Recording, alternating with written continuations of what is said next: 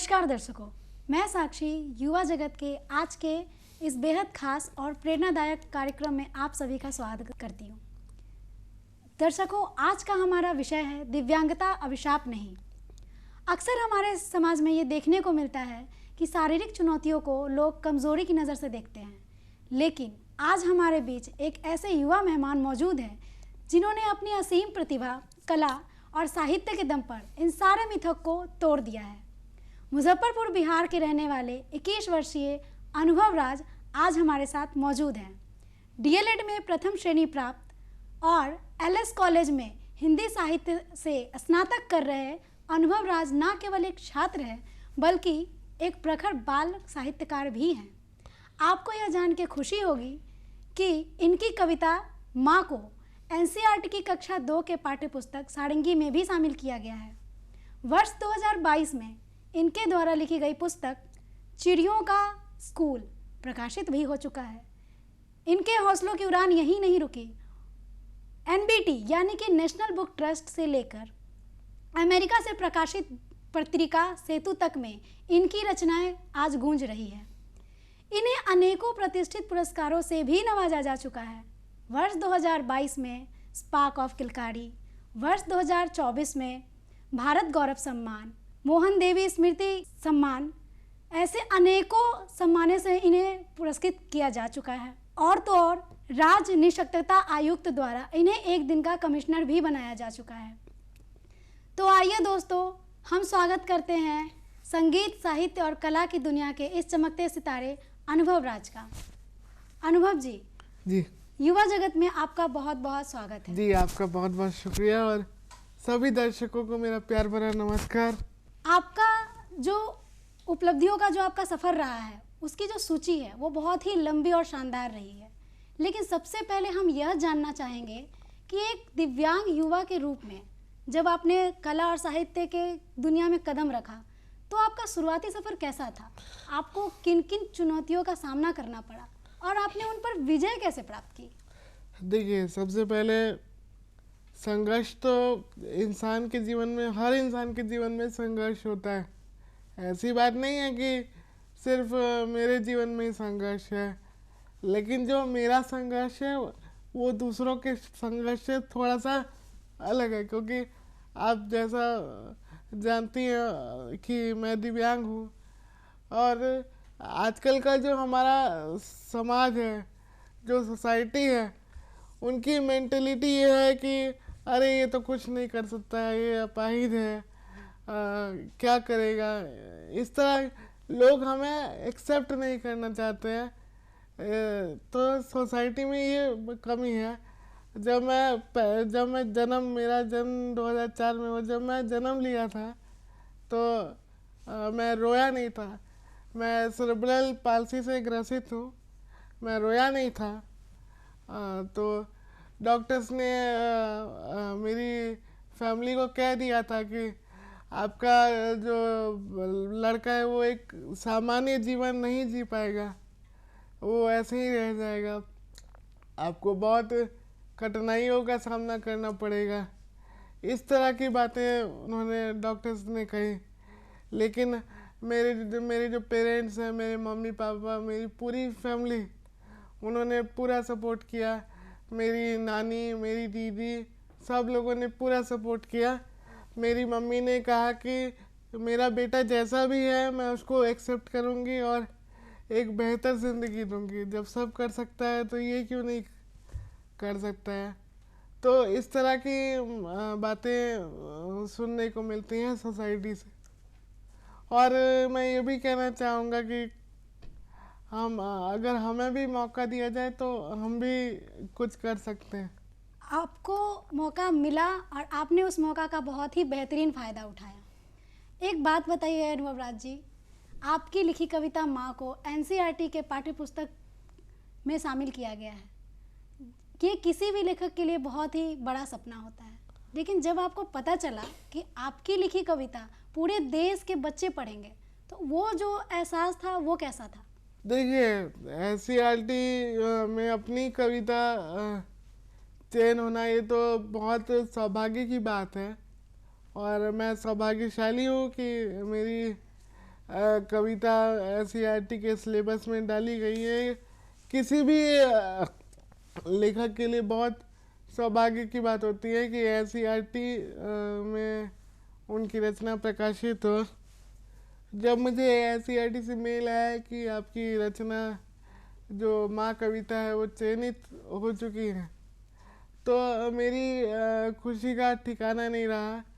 और मैं सोचा कि मेरी जो मन की जो भावनाएं हैं वो ऐसे वो और भी बच्चों तक पहुंचेंगी, और मैं अपने आप को बड़ा गौरवान्वित महसूस करता हूँ कि मेरी जो मन की भावना है, जो मेरी कविता है, जो मेरी माँ के प्रति जो भावना है, उसको मैं और बच्चों तक भी पहुंचा पाऊंगा। और आज लाखों संख्या में बच्चे मेरी माँ की कविता पढ़ रहे हैं और मेरा और जो मेरी मम्मी का जो प्यार है उसको समझ रहे हैं और उसका लाभ उठा रहे हैं और मेरी भावनाओं से जोड़ रहे हैं।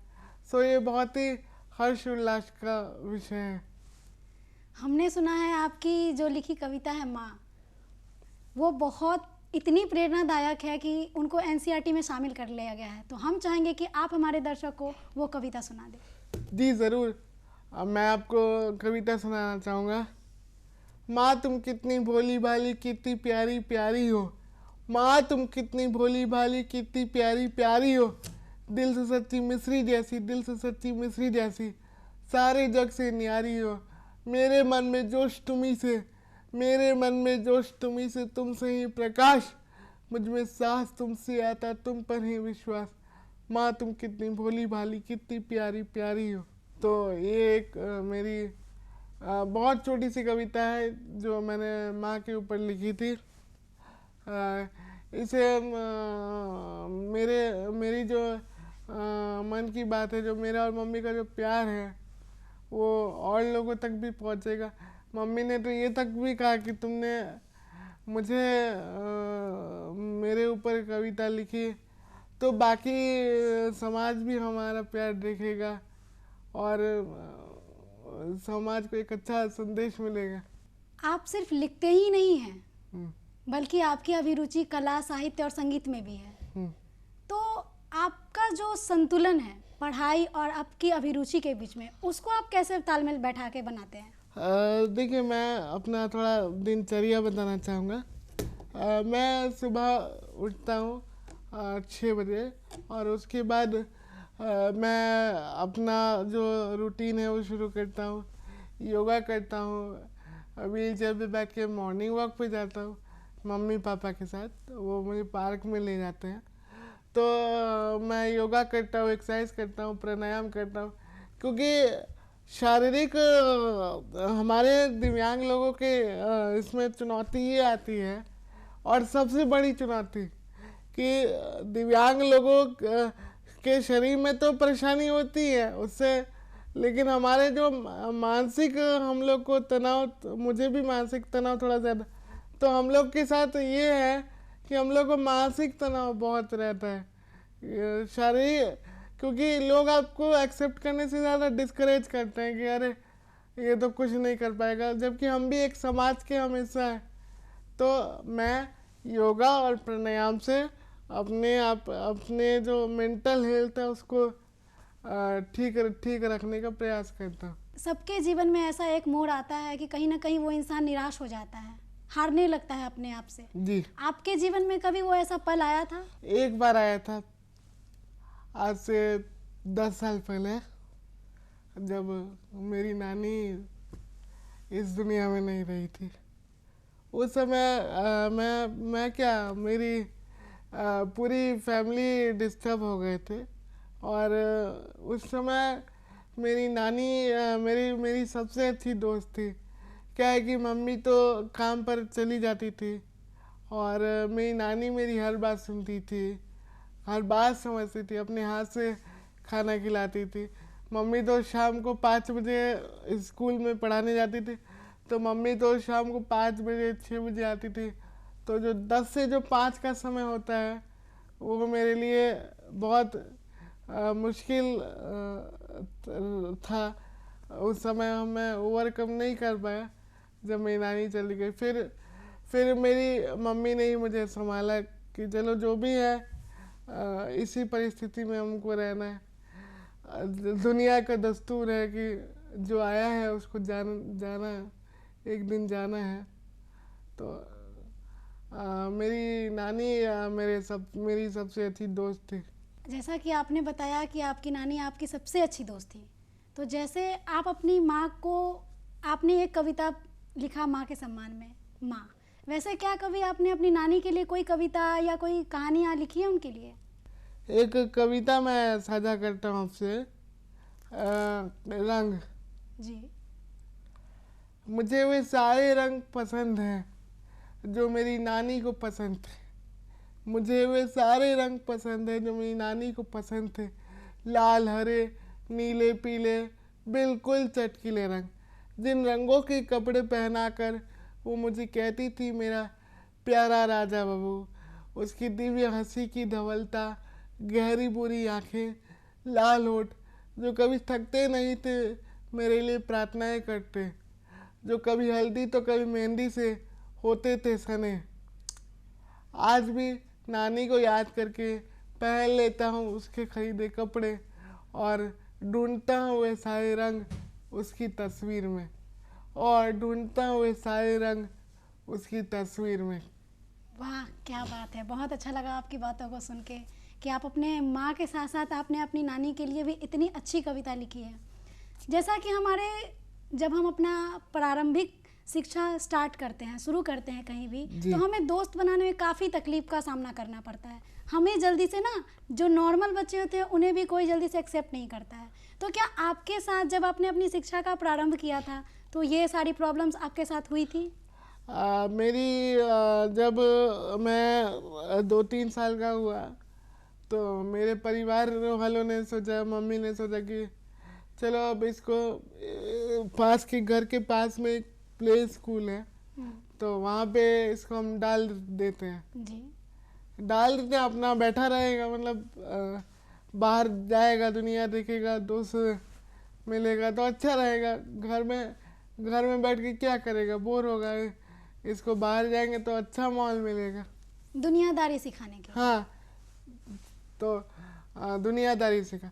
तो मम्मी ने मुझे पास के प्ले स्कूल में डलवा दिया। एडमिशन भी करवाया, सारा वो फीस भी जमा, जो भी होता है।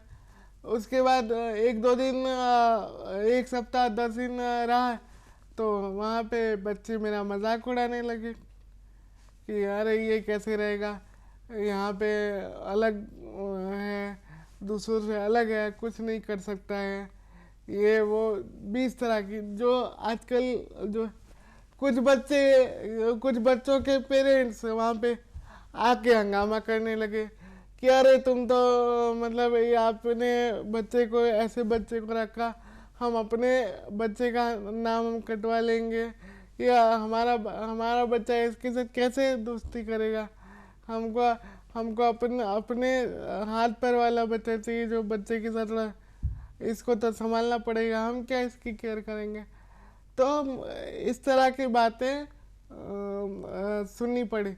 फिर प्रिंसिपल मैम का, वहाँ जो स्कूल में प्रिंसिपल टीचर्स थे, उनका फ़ोन आया कि आपके बच्चे का नाम हम कटवा रहे हैं, आप इसको ले जाइए। फिर मम्मी मुझे घर ले आई, वो ये भी पूछी कि मैम आप इसको रख लीजिए ना, क्यों आप कटवा रही हैं इस तरह से। तो बोल रही कि पेरेंट्स आके हल्ला करें कि आपका बच्चा इस तरह का है तो आपको हम नहीं रख पाएंगे, और इस तरह की प्रॉब्लम है कि बच्चे दोस्ती नहीं कर पाएंगे तो आप बच्चे की केयर कैसे करेंगे। तो फिर मम्मी ने सोच के कर लिया है। उसके बाद मैं 1 महीने तक डिप्रेशन में रहा कि अब रोता रहा कि क्या करूँगा, नहीं करूँगा। ज़िंदगी मतलब शुरू ही हुई थी कि अपने आप को बिल्कुल उदास जैसा हो गया था, खाना भी नहीं खाता था। फिर मेरी मम्मी ने मुझे संभाला। फिर मम्मी ने दिल्ली भेज दिया मेरी दादी के पास। तो वहाँ पे मैंने, इंक्लूसिव स्कूल है वहाँ पे, तो मैंने अपनी जो शिक्षा है वो वहाँ पर पूरी की। वहाँ पे भी इंक्लूसिव स्कूल है इस तरह के बच्चों के लिए, तो वहाँ पे मैंने अपनी शिक्षा पूरी की। फिर जब मैं यहाँ आया तो फिर मम्मी ने फिर आगे की जो शिक्षा है फिर वो यहाँ पे पूरी करवाई। तो मेरी जो अधिकतम जो शिक्षा है 2-3 साल के बाद जब मैं स्कूल नहीं जाता था, तो जो अधिकतम शिक्षा है वो घर पर ही हुई। घर पे ही मम्मी बोली कि घर पे ही मुझे तो आता ही है पढ़ाने, मैं इसको पढ़ा देती हूँ। फिर बाद में दिल्ली चला, ये दिल्ली जाने से पहले की बात मैं बता रहा।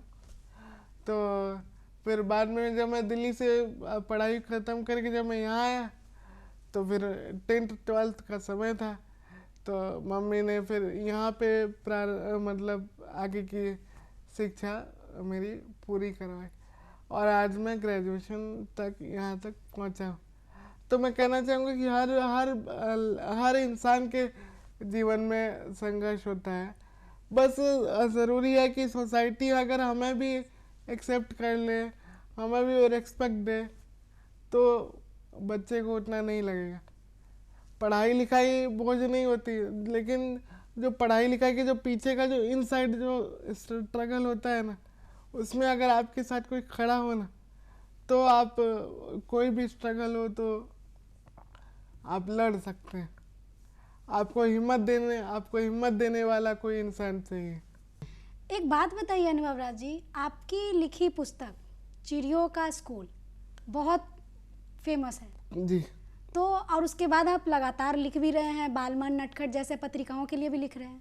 तो इतनी कम उम्र में बाल साहित्य को चुनने के पीछे कोई खास वजह? कविता में क्या होता है कि अपने मन की भावनाओं को आप लिखते हैं जो आप दुनिया में देख रहे होते हैं। तो बाल साहित्य को मैंने अपना माध्यम बनाया कि चलो कोई नहीं बात करने वाला, तो घर पे बैठकर मैं क्या करूं। तो बाल साहित्य के क्षेत्र में मैंने इसलिए कदम रखा कि अपने जो मन की बात है उसको मैं लोगों तक पहुंचा सकूं। और जब कोई ना हो बात करने वाला, तो उस समय जो दिमाग में जो विचार आते हैं उसको मैं मोबाइल में लिख लेता हूँ और तो फिर वो कविता बन जाती है। रचनात्मक लेखन से लेकर आप एक समाज सेवी के रूप में भी यहाँ पे मुझे दिखते हुए नज़र आ रहे हैं, क्योंकि आपसे लोगों को बहुत कुछ सीखने को भी मिल रहा है। जी, बहुत कुछ सीखने को मिल रहा जी। है। तो आगे जाके मतलब आप क्या करना, किस क्षेत्र में आप अपने आप को बेहतर बनाना चाहते हैं, या तो साहित्य के क्षेत्र में या तो पढ़ाई के क्षेत्र में? कि मेरा आगे का जो प्लान है वो टीचर बनने का। जैसा मैं DLED किया हूँ 22-24 बैच से, तो मैंने जैसा कि समाज की मैंने बात की, तो वहाँ पर भी मुझे तरह तरह के अनुभव हुए। वहाँ पर मैंने कुछ ऐसी चीज़ें देखी, वही डिस्करेजमेंट। तो मुझे तरह तरह के अनुभव हो रहे हैं, तो मैं शिक्षक बनना चाहूँगा और समाज के लिए कुछ ऐसा करना चाहूँगा, समाज के लिए कुछ अच्छा करना चाहूँगा। अगर मैं टीचर बन गया तो समाज के लिए एक ऐसा कोई स्कूल टाइप्स हो या ऐसा कोई NGO मैं खोलना चाहूँगा जिसमें हर जो मेरे जैसे बच्चे हैं जो पढ़ाई में कमज़ोर हैं या जिनका ठीक से नहीं हो पा रहा है ट्रीटमेंट, उनको मैं सपोर्ट करना चाहूँगा। और मुझे लगता है कि अगर शिक्षक बन गया तो समाज के लिए कुछ बेहतर कर पाऊँगा, इसलिए मुझे आगे शिक्षक बनना है। चलिए, आपकी सोच सुन के बहुत अच्छा लगा कि आप अपने आगे जाके अपने जैसों को और बेहतर सपोर्ट देना चाहते हैं, जिनको हमारा समाज जी कहीं ना कहीं पे वो बाधा आ रही है उनके आगे बढ़ने में। जी। एक बात बताइए अनुभव राज जी, आपको इतने सारे पुरस्कारों से सम्मानित किया जा चुका है, तो मतलब कभी ऐसा आपको महसूस हुआ है कि आपके कंधों पे अब बोझ ज़्यादा बढ़ गया है, जिम्मेदारियां ज़्यादा बढ़ गई हैं? जी, महसूस सम्मान तो हमारी प्रेरणा के लिए होते हैं। तो सम्मान से तो हमें प्रेरणा ही मिलती है। जिम्मेदारी की बात करें तो हाँ, जिम्मेदारी तो है कि हमें और आगे